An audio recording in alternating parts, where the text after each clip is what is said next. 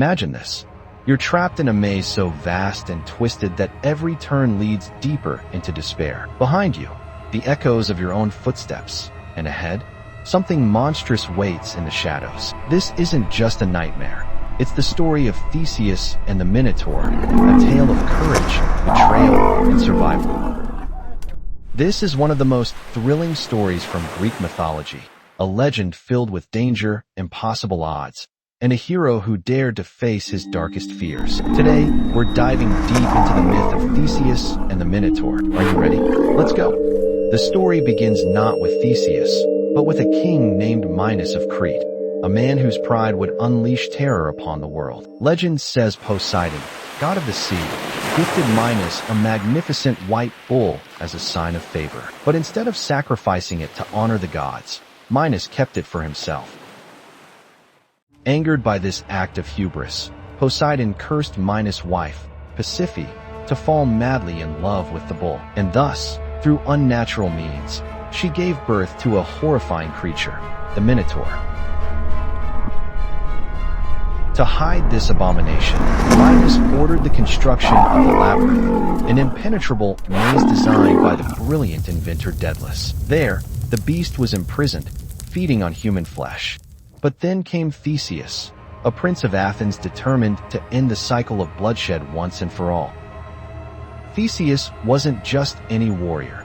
He was the son of Aegeus, king of Athens, and possibly even Poseidon himself. When the time came to send another group of youths to Crete, Theseus volunteered to join them, not as a victim, but as their savior. As they sailed, Theseus made a vow. If he succeeded, he'd return under white sails as a signal of victory. If he failed, black sails would tell his father the worst. But fate had more in store. Enter Ariadne, the princess of Crete, who fell instantly in love with Theseus. Knowing he couldn't defeat the Minotaur without help, she secretly approached him with a gift. A simple spool of thread, but oh, what power it held. With this, Theseus could navigate the treacherous labyrinth and find his way back out alive. Armed with nothing but his sword, shield, and Ariadne's thread, Theseus descended into the belly of the beast. Every step echoed louder than the last. Shadows danced along the walls, playing tricks on his mind. Could he trust his senses? Or was the Minotaur already stalking him? And then, it struck. The Minotaur emerged from the shadows, towering and ferocious. Horns glistening, muscles rippling, hunger burning in its gaze. There was no turning back now. With each clash of steel against horn, Theseus fought not only for his life, but for the freedom of his people. Finally, with one decisive blow, he plunged his sword into the heart of the beast. It was done. The terror that haunted Athens for generations was no more. Victorious, Theseus followed Ariadne's thread back to the entrance. Freedom awaited him, but tragedy loomed on the horizon.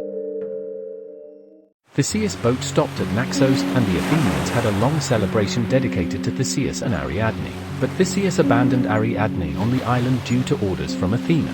Dionysus found her until she was killed by Artemis, then was brought back to life as an immortal upon Dionysus' wishes. Theseus aboard the ship forgets to change the sails to white. Theseus forgot his promise. His father, believing his son dead, leapt into the waters below. From that day forward, those waters were known as the Aegean Sea. It's a reminder that even heroes aren't perfect, and sometimes the greatest battles are fought within ourselves. So what do you think? Was Theseus truly a hero, or did his flaws make him human? Either way, his story reminds us that bravery isn't the absence of fear, it's facing it head-on, no matter the cost.